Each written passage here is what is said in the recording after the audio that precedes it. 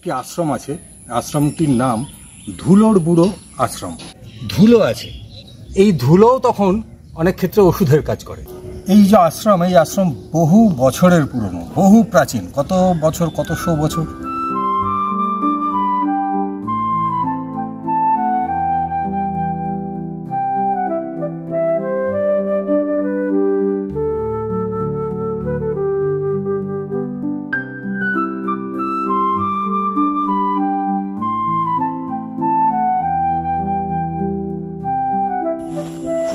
আমাদের গ্রাম বাংলার আনাচে কানাচে এমন অনেক জায়গা আছে যেগুলো এখনো পর্যন্ত ঠিকমতো এক্সপ্লোর হয়নি বা এক্সপ্লোর করা হয়নি।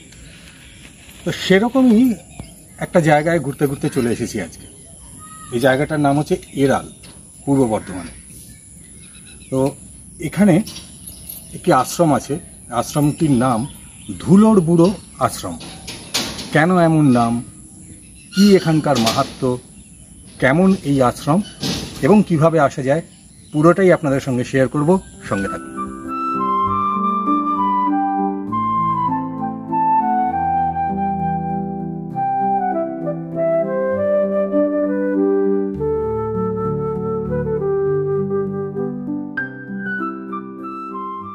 এই তেঁতুল গাছের কোটরে বাবা মহাকালের অবস্থান। এই যে আশ্রম, এই আশ্রম বহু বছরের পুরনো, বহু প্রাচীন, কত বছর, কত শো বছর জানা যায় না। কিন্তু যেটা জানতে পারলাম যে এখানে এই যে এখন যে দেখছেন এরকম বেশ পরিষ্কার পরিচ্ছন্ন বাঁধানো চত্বর, সেরকমটা ছিল না। একদমই সরু মেঠো পথ ছিল এবং এই ধুলো বুড়ো বাবার আশ্রম মানে মন্দিরটা ছিল। আশ্রমের নাম ধুলোর বুড়োর আশ্রম কেন হলো? কারণ হচ্ছে এখানে যিনি প্রতিষ্ঠিত মহাদেব আছেন, আর সেই মন্দিরের কাল ভৈরব, তার মন্দিরের সামনেই, একটু ক্যামেরাটা ঘোরাও দিকে, দেখুন এখানে একটি জায়গা আছে, ধুলো আছে। স্থানীয়রা বলছেন যে বাবার কাছে এসে ভক্তি ভরে যদি চাওয়া হয়, মনস্কামনা পূর্ণ হয়, এবং এই ধুলোও তখন অনেক ক্ষেত্রে ওষুধের কাজ করে। তো সেই কারণেই ধুলো বুড়োর আশ্রম বলা হয় একে। কয়েকশো বছর আগের কথা, যদিও নির্দিষ্ট কোনো সাল অথবা তারিখ নেই। তখন এই আশ্রম ছিল জঙ্গলাকীর্ণ। এক জনৈক সাধু এসে এই স্থানে আভাস পান মহাকাল ভৈরবের। তাঁর হাত ধরেই এখানে বর্তমান ধুলো বুড়োর পুজো শুরু হয়।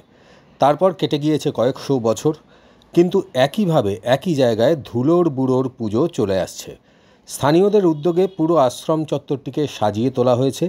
বিগত কয়েক বছর আগে পর্যন্ত এক সাধু এখানে নিয়মিত থাকতেন, কিন্তু তিনিও কেদারনাথ যাত্রায় শেষ নিঃশ্বাস ত্যাগ করেন। প্রতিষ্ঠাতা সাধু এবং শেষ সাধুর সমাধি রয়েছে আশ্রমে। আশ্রমের অনতি দূর দিয়ে বয়ে গিয়েছে খড়ি নদী, যে নদীর উৎপত্তিস্থল ও যাত্রাপথ আরও এক বিস্ময়।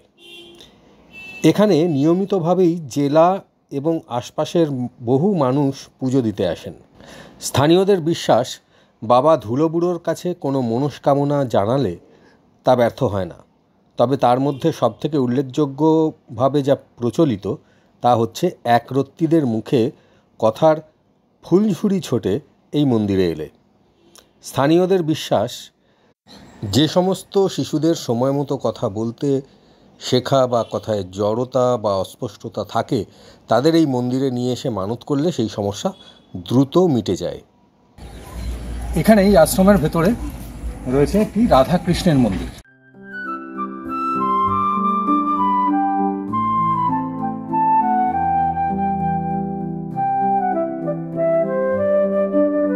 এখানে প্রত্যেক দিন সন্ধ্যের পর নিত্য সেবা হয় এবং কীর্তনের আসর বসে, গান বাজনা হয়, ভক্তিগীতি হয়, এবং প্রত্যেক দিনই এখানে সন্ধ্যাবেলায় ভোগ আরতি হয়। আশ্রমের ভেতরে দেখুন এখানে আরেকটি শিব মন্দির আছে। আচ্ছা, শ্রাবণ মাসের শেষ সোমবারে এখানে বহু মানুষ, বহু ভক্ত এখানে আসেন এবং শিবের মাথায় জল ঢালেন। দেখুন মন্দির চত্বরটাও ভীষণ সুন্দরভাবে সাজানো এবং এখানে সবুজের ছোঁয়া বলুন, প্রকৃতির সৌন্দর্য বলুন, সব কিছুই আছে এবং ভীষণ নির্জন, নিরিবিলি, বেশ শান্তিপূর্ণ একটি জায়গা। ইনি লাল বাবা, যিনি এই আশ্রমের প্রতিষ্ঠাতা। এখানে রয়েছেন আরেক সাধক, মানে আরেক সাধকের মূর্তি এখানে রয়েছে, বা সমাধি এখানে রয়েছে, মূর্তি বলা ভুল, সমাধি। ইনি হলেন কৃষ্ণানন্দ গিরি মহারাজ।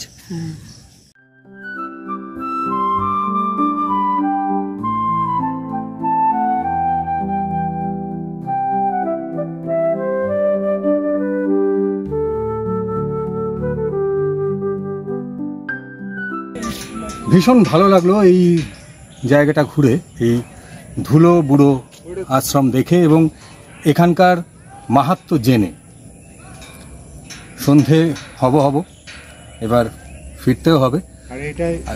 আপনারা এখানে অবশ্যই আসবেন যদি সম্ভব হয়, মানে যদি আপনারা এই ধরনের জায়গা ঘুরতে ভালোবাসেন তাহলে আমি বলবো অবশ্যই আসবেন। এখানকার স্থান মাহাত্ম্যও তো রয়েছে, যা বললাম। দোলযাত্রায় বিশেষ উৎসব হয়।